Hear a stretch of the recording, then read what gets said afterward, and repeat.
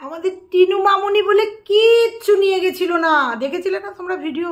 কেঁদে কেঁদে বলেছিল এক কাপড়ে কিচ্ছু নেই, 2 টাকাও নিয়ে আসেনি, 1 টাকাও নিয়ে যায়নি, তার সাথে কিচ্ছু নিয়ে যায় নাই। সোনা দেখছে, সোনা এই যে শুধু এই শাখা বাঁধানোটা আমার শ্বশুর দিয়েছিল, সেইটা এনেছে, আর গলার চেনটা আমার বাপি দিয়েছিল, সেইটা এনেছে, আর কিচ্ছু নিয়ে আসেনি। বন্ধুরা দেখেছিলে না? আজকের ভিডিও দেখেছো তোমরা সবাই? কে কে দেখেছো? কে কে দেখেছো আজকের ভিডিওটা? তো চলো, আজকে ভিডিও দিয়েছে, ভিডিও দেখে কারেন্ট চলে যাচ্ছে, বারবার এক কথা বলছে কারেন্ট চলে যাচ্ছে, কারেন্টের খুব সমস্যা, কিন্তু সমাধান করতে পারছে না। চলো, আজকে ভিডিও দিয়েছে, ভিডিওতে গুরুত্বপূর্ণ কিছু তথ্য দিয়েছে, গুরুত্বপূর্ণ অবশ্যই গুরুত্বপূর্ণ তথ্য দিয়েছে, সেই আলোচনা তো করবই। তার সাথে আজকে দালালকে নিয়ে কিছু কথা বলবো, রুনাকে কিছু কথা বলবো। না, আমি বিদ্রুপ করে ডাকতে জানি না, আমি নাম ধরে ডাকতে জানি। হ্যাঁ, দালালকে দালাল বলি, কারণ দালাল নিজেই বলে আমি দালাল। কোনো একটা ভিডিওতে বলেছিল আমি দালালি করি, মানে আমি দালাল। যাই হোক, সেক্ষেত্রে বলবো, আজকে কিছু কথা বলবো, রুনাকে বলবো, দালালকে বলবো, আর আমাদের টিনু রানীকে বলবো, টিনু মামুনিকে বলবো আজকে কথা। স্কিপ করো না, আজকে ভিডিওটা দেখো, খুব গুরুত্বপূর্ণ কয়েকটা কথা বলবো, তোমরা দেখবে, দেখে তোমাদের মূল্যবান মতামত তোমরা অবশ্যই দেবে। তোমাদের মূল্যবান মতামত আমার খুব প্রয়োজন আছে। তো চলো, হ্যাঁ, ভুলভাল মতামত দিও না, আবার একজন একটু ভুলভাল মতামত দিচ্ছে, তো ভুলভাল মতামত দিও না, তোমাদের মূল্যবান মতামত এবং ঠিকঠাক মতামত আমার ভিডিও দেখে যেটা মনে হয় তোমাদের, যেটা আমি বললাম সেটা ঠিক বললাম কিনা, অবশ্যই সেই মতামতটা দিও, বলবো। চলো আজকে মূল ভিডিওতে। হ্যালো বন্ধুরা, কেমন আছো তোমরা? নিশ্চয়ই ভালো আছো, আমরাও ভালো আছি। কিন্তু বলছি ভিডিওটা হেসে হেসে শুরু করলেও ভিডিওটা কিন্তু গুরুগম্ভীর হতে চলেছে। কিছু কথা তোমাদের বলতে এসেছি আজকে। প্রথমে বলি, টিনুর প্রসঙ্গটা পরে বলছি, প্রথমে আমি দালালের কথা বলি। আজকে ভিডিও আসেনি, কারণ আজকে যখন গুরুগম্ভীর কথা বলছি তখন সুতপা বলেই বলি, দালাল কথাটা ঠিক আজকের ভিডিওটাই খাচ্ছে না। আজকে সুতপা ভিডিও দেয়নি, যেখানে নাকি এই মেয়েটা কোনো দিন ভিডিও কামাই করে না, মানে ভিডিও দেয় না, এরকম কোনো দিন ওর আসে না। বা ভিডিও কালকে লাস্টের একটা ভিডিও ওকে ডিলিট করতে হয়েছে, তাহলে বুঝতে হবে ঝড় উঠেছে, এই ঝড়ের জন্য ও নিজে দায়ী, এই ঝড়ের জন্য নিজে দায়ী। তো বলবো, আজকে যখন ভিডিও আসেনি তখনই ভাবছিলাম যে ভিডিও আসেনি, না আমার কন্টেন্টের জন্য বলছি না, কিন্তু একটা ওয়াইটি প্ল্যাটফর্মে আমরা কাজ করি, আজকে ভিডিও আসেনি, তো বুঝতে হবে, বুঝে গেছি আমরা যে কিছু একটা হয়েছে। কেন হয়েছে সেটার ভিডিও আগে দিয়েছি। ইপসিতা তার হাজব্যান্ডের সঙ্গে গেছিলো মলে দেখা করতে এবং কিছু বলেছে। এবার প্রসঙ্গত বলি, রুনাকে বলি। এবার রুনা প্রসঙ্গত বললো এটা কি হচ্ছে ওয়াইটি, যদিও এইটা পক্ষপাতিত্ব আমিও না। ওয়াইটিতে কাজ হবে, ওয়াইটি টু ওয়াইটি, ভিডিও টু ভিডিও হবে, কোনো কেস করে না, কোনো আইন ব্যবস্থা নিয়ে না, কোনো কেস কামারিতে জর্জরিত করে না, কোনো ব্যক্তিগত আক্রমণ করে না, কারোর কাছে গিয়ে না। কিন্তু এখানে আমি তোমাকে একটা প্রশ্ন করবো রুনা, তোমার উদ্দেশ্যে বলছি, যে ইপসিতা গেছিল, কারণ ইপসিতা প্রথমেই চায়নি কেস কামারি করতে, নাহলে ইপসিতা গিয়ে জাস্ট একটা কেস করতে পারতো। ও একটা সুযোগ দিয়েছে এবং অবশ্যই ভদ্রতার সাথে ও যে কাজটা করেছে সেটা ও বলেছে, সেটা একদমই সত্যি কথা। ও ভদ্রতার সাথে কিন্তু ব্যাপারটাকে হ্যান্ডেল করেছে এবং কোনো যাতে মানহানি না হয়, কোনো যাতে পরিস্থিতির শিকার না হতে হয়, ওই জন্য ওর যে ওখানকার যা মানে রেগুলেশন, রুলস অ্যান্ড রেগুলেশন, সেটাকে মেনটেন করেছে। ওখানে পারমিশন নিয়েই বলেছে ভদ্রলোককে একটু ডেকে দিতে, বাইরে কথা বলবে। একজন মানুষের সাথে একজন মানুষ দেখা করতে যেতেই পারে, কিছু কথা বলতে যেতেই পারে, অবশ্যই ভদ্রতার সাথে ওরা বিহেভিয়ার করেছে। যদিও সুতপার হাজব্যান্ডও ভদ্রতার সাথেই বিহেভিয়ার করেছে, কিন্তু উনি যখন বেরোয়নি তখন বাধ্যতামূলক গেছে, ওখানে গিয়ে একটা কথা বলতেই পারে। এখানে কোনো আমি দোষ দেখছি না ইপসিতার, কারণ সে তার মনের আক্ষেপটা, ওর অন্যায় যেটা করেছে সেইটা জানাতে গেছে দেব, মানে ইপসিতার হাজব্যান্ড, আর তার সাথে সঙ্গ দিয়েছে ইপসিতা। প্রসঙ্গত বলি, তুমি বললে উভয়ই বলেছে, এও বলেছে ও বলেছে, টিনুকে যেভাবে নোংরা করা হয়েছে, টিনুর ফ্যামিলিকে যেভাবে নোংরা করা হয়েছে কিছু ইনফরমেশন এসছে, তার সঙ্গে বলেছে সুতাপাকে ছেড়ে দিয়েছে সন্দীপকে। তুমি একতরফা টিনুকে নিয়ে বললে, টিনুর চরিত্র নিয়ে বলা হয়েছে, কারণ টিনু যেগুলো করেছে সেগুলো বলা হয়েছে, টিনুর বাবা মার সম্বন্ধে যেগুলো কমেন্টের মধ্যে উঠে এসছে সেইগুলো বলা হয়েছে। এবার সবাইকে একটা দায়রা মেনটেন করতে হবে, এটা একদম বাস্তব কথা, একটা দায়রা মেনটেন করতে হবে। কিন্তু তুমি যখন বললে তখন তুমি পক্ষপাতিত্ব করে বললে, তুমি কিন্তু শুধু টিনুর কথাটাই বললে। তুমি যদি বলতে না যে সুতাপাও সন্দীপের মার গর্ভকে নরক করে দিয়েছে, মার গর্ভকে নিয়ে কথা বলেছে, মার চরিত্র নিয়ে কথা বলেছে। সুতপা কি কোথাও দেখেছে যে টিনুর মা, সরি, সন্দীপের মার চরিত্র খারাপ? ও কি দেখেছে কখনো? ও কি দেখেছে ওর মার গর্ভটা নরক নর্দমা? দেখেছে? দেখেছে সন্দীপকে চুল্লু খেয়ে আসতে ফিরতে? দেখেছে? বলেনি তো। একটার পর একটা ওদের ফ্যামিলি নিয়ে কম বলেছে? কম বলেছে? তুমি যখন বললে টিনুর কথা, তখন তোমার সন্দীপের কথাটা বলা উচিত ছিল। তাহলে বুঝতাম তুমি নিরপেক্ষ ভিডিও করছো। আর তুমি যেটা বলেছো, তুমি বলো না, এটা একদমই তো সত্যি কথা। সব ঠিক আছে, ক্রিয়েটার টু ক্রিয়েটার লড়াই হচ্ছে, হোক লড়াই, অবশ্যই ব্যক্তিগত আক্রমণ নয়, অবশ্যই। কিন্তু ও একটা ছেলের জন্মবৃত্তান্ত নিয়ে প্রশ্ন করেছে, জন্মবৃত্তান্ত নিয়ে প্রশ্ন করেছে। তুমি ভাবতে পারো যে এটা কত দূর যেতে পারে? আর তুমি বলছো এটা বড় হয়ে আরোপ লাগবে না, লাগতেই পারে। ও যদি এখানে ওর মানে দাড়িটা না দেয়, না দিত, ইপসিতা যদি দাড়িটা না দিত, ও বলতে বলতে অনেক দূর পর্যন্ত পৌঁছে গেছে। তুমি নিশ্চয়ই দেখেছো কণিকা উজ্জ্বলের ফ্যামিলিটার কি অবস্থা হয়েছে, মানে চ্যানেলটার কি অবস্থা হয়েছে, তুমি নিশ্চয়ই দেখেছো। সেখানে ইপসিতা যেটা করেছে আমার মনে হয় খুব ভালো কাজ করেছে। ইপসিতা কি বলেছে, সুতপা কি বলেছে, কোনো ম্যাটার না, কিন্তু বাচ্চাটাকে নিয়ে যে নোংরামিটা করেছে ও, সেটার একটা পানিশমেন্ট হোক। আর সেটার যে একটা আঁচ লেগেছে ওর গায়ে, সেটা তার প্রমাণ হচ্ছে আজকে ভিডিও দেয়নি এবং কালকের একটা ভিডিও ডিলিট হয়েছে। এখানে বোঝা যাচ্ছে একটা ঝড় উঠেছে। প্রথমেই কেস খামারি না করে ইপসিতা যেটা করেছে, আমার মনে হয় এটা খুব উপযুক্ত একটা কাজ করেছে, যে সামনাসামনি গিয়ে ওর যে গার্জিয়ান, কারণ সুতপার গার্জিয়ান ওর হাজব্যান্ড, ওই জন্য ওর গার্জিয়ানের সঙ্গে দেখা করেছে। আর তুমি বললে এখানে কখনো বলা উচিত না কে কোথায় চাকরি করে, তার হাজব্যান্ড কী করে, তার ফ্যামিলি।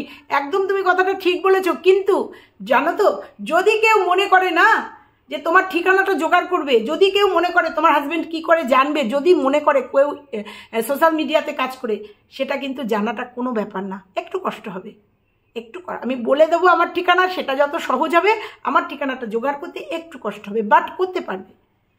এটাই কিন্তু আসল কথা। কিন্তু এটা একদমই ঠিক কথা যে ইউটিউবে এসে কারোর ব্যক্তিগত চরিত্র নিয়ে, কারোর বাচ্চার মানে জন্মবৃত্তান্ত নিয়ে কখনোই উচিত হয়নি, যেটা চরম থেকে চরম অপমান করেছে। আর ইপসিতা যেটা করেছে একদমই লিগ্যাল কাজ করেছে। ও একটা সুযোগ দিয়েছে।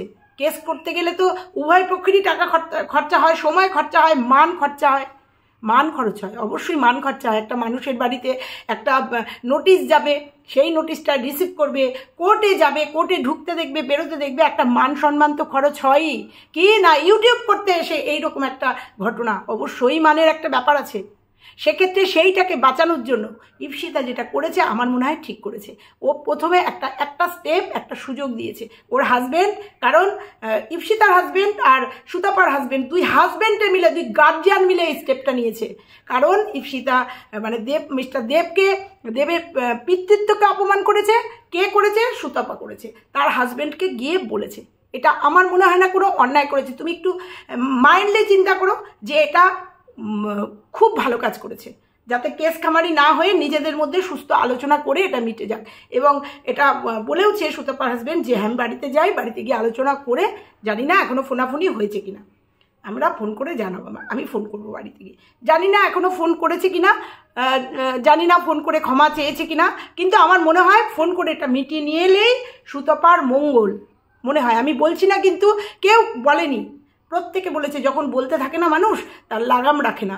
আমি বলছি কিন্তু বলেছে, কিন্তু সুতপা একটু বেশি বলে ফেলেছে, বেশি বলে ফেলেছে। এইটাকে ওর দায়রাটা মেনটেন করতে হবে। আমি বলছি না যে ইপসিতাও বলেনি, বলেছে, সবাই সবাইকে বলেছে, কিন্তু একটা নির্দিষ্ট লেভেল পর্যন্ত বলেছে, মানে লিমিট পর্যন্ত বলেছে। সুতপা যেটা বলেছে আনলিমিটেড, ওইটুকু একটা দুধের শিশুকে, সেই শিশুটাকে পর্যন্ত ছাড়েনি। তার তুমি ভাবো তো, ভাবতে পারো কোথায় গিয়ে আঘাত করেছে, একটা ছেলের পুরুষত্বকে গিয়ে আঘাত করেছে। এবং ইপসিতা যে কমিউনিটি, হ্যাঁ একটা কমেন্ট করেছে, পিন করেছে, সেই কমেন্টে কি লেখা আছে দেখেছো? আমি বলতে পারবো না সেই কমেন্টে কি লেখা আছে, দেখেছো? কি নোংরা ভাষায় মিস্টার দেবকে অ্যাটাক করা হয়েছে, তার বডিকে, তার বডি ল্যাঙ্গুয়েজকে অ্যাটাক করা হয়েছে, দেখেছো তুমি সেই কমেন্টগুলো? এটা একটা বউ হয়ে এটা মেনে নেওয়া যায় না, বা একটা পুরুষ হয়ে সে মেনে নিতে পারে না, সত্যি কথা। কারণ সুতপা ভিডিওটা করেছে, তার নিচে এই কমেন্টগুলো এসছে। এটা ডিজার্ভ করে না, এটাকে চিন্তা করতে হবে। আত্মসম্মান হয়তো ওদের নেই, কিন্তু আত্মসম্মান যে কারণ নেই সেটাকে মানতে হবে। আত্মসম্মান বড় জিনিস কিন্তু একটা, বিরাট একটা জিনিস আত্মসম্মান, সেটাকে চিন্তা করে ভিডিও করতে হবে। আর তার প্রকোপ যে পড়েছে সেটা তার প্রমাণ হচ্ছে আজকে ভিডিও আসেনি, কালকের একটা ভিডিও ডিলিট হয়েছে। তাহলে বুঝতে হবে কিছু একটা হয়েছে, ফোনে কোনো আলোচনা হয়েছে, এটা মানতেই হবে। কোনো ফোনে আর সব থেকে বড় কথা হচ্ছে এরা পূর্বের খুব ভালো বন্ধু ছিল। আর বন্ধুত্ব থাকলেই মানুষের কিছু কথা শেয়ার হয়, ভালো মন্দ পরিবারের কথা, তাই বলে এই কথাটার কথা বলছি না, কিছু শেয়ার হয়। তারপরেও এরকম তিক্ত অভিজ্ঞতা, তিক্ত কথাবার্তা, ওই জন্যই বলছি একটা দায়রা মেনটেন করে চলা উচিত প্রত্যেককে। আজকে তোমার সাথে আমার ভালো সম্পর্ক আছে, তোমার সাথে কথা বললাম, তোমার সাথে আমার মতের অমিল হলে পরেই তোমাকে নিয়ে আমি কাটাছেড়া করলাম, এই জায়গাটাকে চিন্তা করতে হবে। সমালোচনার জায়গায় থাকা উচিত। তো এই জায়গার থেকে আমি দাঁড়িয়ে মনে করি আমার যেটা মতামত, যে মলে গিয়ে দেখা করেছে একজন গার্জিয়ান হিসাবে গার্জিয়ানের সাথে, এটা কোনো অন্যায় করেনি। কেস খামারির থেকে এটা মনে হয় অনেক ভালো। এবং আমার মনে হয় আমি চাই এইটার মাধ্যমেই যেন মিটে যায়, ব্যাপারটা মিটে যায়। আমি চাই, এটা মনে প্রাণে চাই। এবার আসি টিনুর কথায়। টিনু বলেছিল, আমি তোমাদের স্টার্টিংয়ে যেটা বললাম, কিচ্ছু নিয়ে যায়নি। টিনু আজকে ভিডিও দিয়েছে, কারণ কন্টিনিউ করতে হবে, টিনু আজকে ভিডিও দিয়েছে। আমি মরাল অফ দ্য স্টোরি তোমাদের বলি, টিনুর সেই কারেন্ট নেই। তার আগে একটা কথা বলি, যেটা দৃষ্টিকটু হয়েছে সেটা তো বলবোই। টিনুর বৌদি কচু শাক তুলতে গেছে। এগুলো একটা ব্লগারকে অবশ্যই চোখে রাখতে হবে। যখন এডিট করবে অবশ্যই এডিটের সময় এই পার্টগুলোকে কেটে দিতে হবে। বৌদি একটা নাইটি পরে গেছে, বগল দিয়ে যেমন দেখা যাচ্ছে, কারণ শরীরে কিচ্ছু নেই, একদম স্লিম, একদম রোগা। চিন্তা করতে হবে, বৌদি যখন গেছে, আর আমি যখন ক্যামেরা করছি, বৌদি তুমি একটা ওড়না নাও, যেটা না কেউ ঘরে যখন ভিডিও করছে, বৌদি যখন ঘরে ঘুরে বেড়াচ্ছে, তখন কিন্তু একটা ওড়না ছিল তার সামনে, অতটা খারাপ লাগছিল না। কিন্তু যখন ভিডিও করছিল, ক্যামেরা করছিল, কচু শাক তুলছিল, যথেষ্ট অডলুকিং ছিল। ও বাড়ির একটা বউ, ওইভাবে ওকে ক্যামেরার সামনে আনাটা ঠিক হয়নি টিনুর। নয় ওখানে এডিট করতে হতো, নয় বলতে হতো বৌদি তুমি ওড়না নিয়ে চলো, বা নিজে কিন্তু ওড়না নিয়ে গেছে। টিনুর কাছে কিন্তু ওড়না দেখেছি। অর্থাৎ এগুলোকে খেয়াল রাখতে হবে ওকে। এইগুলো নিয়ে যদি সমালোচনা হয়, তাহলে গায়ে লেগে গেলে হবে না তো, এগুলোকে করতে হবে। কালকে আমাকে এসে অনেকেই বলেছে ওদের কারেন্ট ছিল না, টোটোতে চার্জ দিল কি করে, টোটোতে করে টাকি বা কোথায় বাজারে গিয়ে যে ওরা জল টল আনলো বা সফরে বেরিয়েছিল, টোটোতে চার্জ দিল কি করে, আমি ওটা ওভারলুক হয়ে গেছে। সত্যি তো তাই, টোটোতে চার্জ দিল কি করে যে টোটো নিয়ে বেরিয়ে গেল। তারপরেই বললো যে ওর ফোনে চার্জ নেই, ওই জন্য কন্টিনিউ করতে পারিনি। ও নিজের ভিডিওতেই নিজে ধরা দেয়। তো ও নিজের ভিডিওতে যদি ধরা দেয়, আমাদের বলতে অসুবিধা কোথায় বলতে অসুবিধা? আর টিনু কোথায় ছিল, কোথায় থাকবে, সবটাই প্রমাণ হয়ে গেছে। কারণ ওর ভিডিও থেকেই প্রমাণ হয়েছে, আবার কিছু ভিউয়ার্সের ভিডিও থেকেই প্রমাণ হয়েছে। একই কথা বারবার বলবো না। এবার বলি মূল যেটা যে জন্য আজকে ভিডিও করছি, সেটা হচ্ছে ও গেল ভোটার কার্ড, রেশন কার্ড, আধার কার্ড, এই 3টে কার্ডকে ট্রান্সফার করতে একটা জায়গায় গেল, একটা ক্যাফেতে সম্ভবত গেল। কিন্তু প্রশ্ন হচ্ছে যে ও বললো যে ডিভোর্সের আগে নাকি এগুলো ট্রান্সফার হয় না। এটা অবশ্যই হয়, আমার মনে হয়। কারণ অনেক সময় দেখা যায় যে বউ এক জায়গায় থাকে, স্বামী আরেক জায়গায় থাকে, চাকরি সূত্রে স্বামী অনেক দূরে থাকে, সেক্ষেত্রে হয়তো হয় ডিভোর্সের আগে। কিন্তু প্রসঙ্গত কিসের এত তাড়া যে ভোটার কার্ড, আধার কার্ড, রেশন কার্ডকে ট্রান্সফার করতে হবে? কিসের এত তাড়া? ডিভোর্স তো এখনো হয়নি, প্রথম কথা। দ্বিতীয় কথা হচ্ছে ট্রান্সফার কোথায় করাবে, সেটা কি আমাদের বলেনি। এরপরের দিন আমার ভিডিওটা দেখে হয়তো দেখাবে যে চক্রবর্তী পরিবারে, মানে ওদের বাবার বাড়িতে ট্রান্সফার করে নিল, তারপরে ওখান থেকে হয়তো অন্য কোথাও ট্রান্সফার হবে। হতে পারে, আমি কিন্তু সম্ভাব্য বলছি, হতে পারে যে ভিউজের জন্য, আমাদের সবার জন্য ও দেখিয়ে দিল যে ওর বাপের বাড়িতে ট্রান্সফার হবে। তারপরে হয়তো যখন ডিভোর্স হয়ে যাবে, যখন অন্য কিছু নতুন আবার কোনো সংসার, অবশ্যই ওর এইটুকু বয়স, অবশ্যই সংসার আবার করবে, তখন হয়তো সেখানে ট্রান্সফার করে নেবে। কিন্তু প্রসঙ্গ আমার এখানে না, প্রশ্ন আমার এখানে সেটা হচ্ছে এই আধার কার্ড, ভোটার কার্ড, এইগুলোর পেলো কি করে? কারণ এগুলোর একটা নাম্বার আছে, সেই নাম্বার লাগে। ও তো কিছুই নিয়ে যায়নি, ও নিজে বলেছিল ও এক কাপড়ে চলে এসেছে। যদিও পরবর্তীতে প্রমাণিত হয়েছে জামা কাপড়ও নিয়ে গেছিল, ডকুমেন্টসও নিয়ে গেছিল। তাহলে বন্ধুরা তোমরা ভাবতে পারো যে কতদিন ধরে ও পরিকল্পনা করেছে বেরিয়ে যাবে, যার জন্য আধার কার্ড, ভোটার কার্ড এবং রেশন কার্ড ও সেইগুলোও নিয়ে গেছে। সেইগুলো ও নিয়ে গেছে, তোমরা বুঝতে পারছো?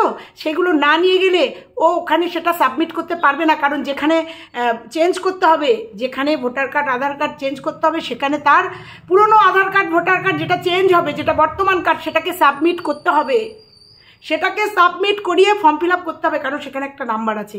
দেখলাম পিডিএফ ফাইল ওপেন করেনি, পিডিএফ ফাইল, তার মানে পিডিএফ ফাইলে ও নিয়ে গেছে। ও বলেছিল ও একটা ফোনও নাকি ও নিয়ে যায়নি, কারণ সন্দীপ নাকি সব ফোনগুলো আটকে রেখেছিল। ও বলেছিল যে একটা ফোনও দেয়নি। তাহলে এই ডকুমেন্টসগুলো কোথায় পেলো? তোমরা বলো, তোমাদের কাছে আমি ছেড়ে দিলাম প্রশ্নটা, ডকুমেন্টসগুলো কোথায় পেলো? মানে ভোটার কার্ড, আধার কার্ড আর রেশন কার্ডের যে ডকুমেন্টসগুলো, যে মেন যে কার্ডগুলো, সেগুলো কোথায় পেলো? তাহলে সেগুলো ও নিয়ে গেছে।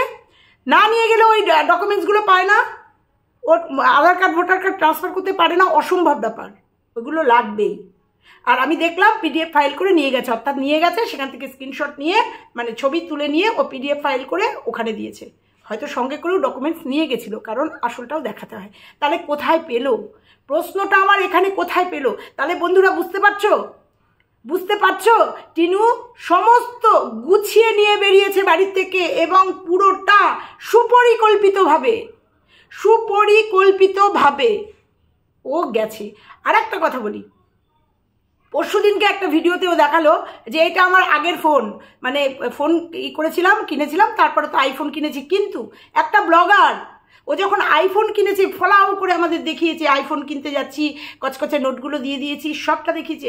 কিন্তু যে ফোনটা ওর কাছে আছে, যখন ধরা পড়ে গেছে ওর কাছে আর একটা ফোন আছে, অনেক সময় চলে এসছে আমাদের ক্যামেরাতে, কেউ প্রশ্ন করেছে তাহলে সেই ফোনটা কবে কিনলো, সেই ভিডিও কি তোমরা কেউ পেয়েছো? আমারও ভাল্লুক হয়ে যেতে পারে। তাহলে সেই ফোনটার কবে কিনলো, আর সেইটার ফোনটা কিনে আমাদের দেখায়নি কেন? আর একটা ব্লগার একটা ফোন কিনেছে, মায়ের ফোন থেকে ও ভিডিও করছিল, বলেছিল যে আমি তো এখন মায়ের ফোন থেকে ভিডিও করছি, তাহলে মায়ের ফোন থেকে ভিডিও করার পরে আইফোন কিনেছে ও, তাই তো? আর যদি এই ফোনটা কিনেও থাকে, এই ফোনটার ভিডিও নেই কেন আমাদের কাছে, বা বলেনি কেন যে এই ফোনটা আমি কিনেছি? যখন মানুষের কাছে ধরা পড়েছে তখন বলছে হ্যাঁ এই দেখো বন্ধুরা, এটা আমার আগের ফোন, এটা দিয়ে আমি ভিডিও করছিলাম। কিন্তু কখনোই কিন্তু বলেনি আমি মায়ের ফোন দিয়ে ভিডিও করতে করতে এই ফোনটা কিনে নিয়ে এসেছি। আমার ওভারলুক হয়ে যেতে পারে। তোমরা আমাকে জানিও তো যে একটা ব্লগার ফোন কিনেছে, সেই ফোনটা আমাদের দেখায়নি, সেই ফোনটা আমাদের দেখায়নি, ভিডিও করেনি, এটা একটু বলো তো। তাহলে যদি না দেখিয়ে থাকে, তাহলে কি ধরে নিতে হবে যে এই ফোনটা ও সঙ্গে করে নিয়ে এসছে? এই ফোনটা ওর কাছেই ছিল এবং নিয়ে এসছে, এবং এটা নিয়েও মিথ্যা কথা বলেছে। আর যে ফোনটার মধ্যেও হয়তো পিডিএফ ফাইল করা ছিল ওর এই ডকুমেন্টসগুলো, হয়তো ডকুমেন্টসগুলো পিডিএফ ফাইল করে নিয়ে এসছে। কোনটা? কারণ ও ভিডিওতে দেখাচ্ছে এগুলো, ও ট্রান্সফার করতে গেছে, এগুলো ট্রান্সফার করতে গেছে। ও বলছে যে আমার এগুলো তোমাদের দেখিয়েই দিলাম আমার ঠিকানা।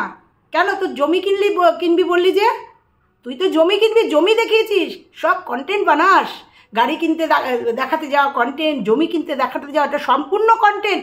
একবার বলিস, তারপরে তার ধার কাজ দিয়ে যাস না। অনলাইনে বিজনেস করবি ঠাম্মির সাথে, কোথায় গেল সেই বিজনেস? কোথায় গেল? তোরা করবি নোংরামি, তোরা ইউটিউবে এসে ভিউয়ারদের সঙ্গে খেলবি, নোংরা খেলায় খেলবি, আর আমরা বললেই দোষ হয়ে যাবে, আমরা বললেই তখন কোর্টের নোটিশ। এটা হতে পারে? হতে পারে না। আর সুতপার সাথে যেটা হয়েছে সেটা ঠিক হয়েছে, সেটা ঠিক হওয়ার সেটা দরকার ছিল। তাহলে বন্ধুরা, তাহলে ও সব গুছিয়ে নিয়ে গেছে, এবং ও ফোনটাও নিয়ে গেছিল। সেটা তোমরা নিজেরাই প্রমাণ করে দেখো, নিজেরাই ওকে গিয়ে প্রশ্ন করো যে এই ফোনটা যেদিন কিনেছিলে সেদিনকে আমাদের দেখালে না কেন? সেদিন আমাদের দেখালে না কেন এই ফোনটা কিনেছিলে যখন? এটা ওকে প্রশ্ন করো। তো যাই হোক বন্ধুরা, আজকে এটুকুই ছিল। আর তোমাদের আবার একবার বলে গেলাম যে সুতপার এবার একটা দাড়ি দেওয়া উচিত। আর সুতপার হাজব্যান্ডের কাছে ইপসিতার হাজব্যান্ড গিয়ে কোনো অন্যায় করেনি। আমার মনে হয় এটা একটা সুস্থ মিটমাট করার চেষ্টা করেছে, আর কিছুই না। এটা ওরা যদি ফোটাফুনি করে মিটিয়ে নেয়, অবশ্যই ওয়েল ডান। না হলে এর পরের স্টেপ হয়তো ইপসিতা বা ইপসিতার হাজব্যান্ড নেবে, সেটা আমরা দেখতে পাবো। অবশ্যই খুব তাড়াতাড়ি সেই ভিডিও আমাদের কাছে আসবে, কারণ হয়তো সেও তার ঝাড়গ্রামের বুনুর কাছে পরামর্শ নিচ্ছে, আমরা দেখেছি তো, তারও পরামর্শদাতা আছে, সে বুনুর কাছে পরামর্শ নিচ্ছে, পরামর্শ নিয়ে অবশ্যই আপডেট দেবে। তার এটা কর্মস্থান, অবশ্যই দেখতে পাবো। ওয়েট করছি।